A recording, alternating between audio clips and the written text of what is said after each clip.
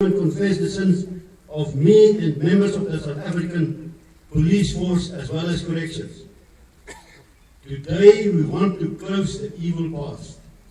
We repent all these sins and plead for your forgiveness, Father.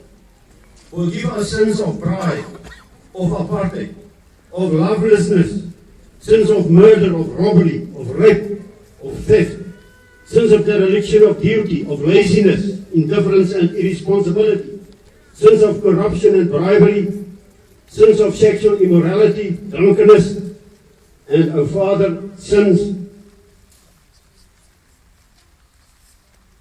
of unforgiveness, of bitterness, hatred and revenge, sins of injustice, oppression and exploitation, sins of rebellion, insubordination, strife and conflict, sins of shedding innocent blood, sins of political hypocrisy, dishonesty, intrigue and betrayal, sins of lies, of all forms of disobedience to you, Lord.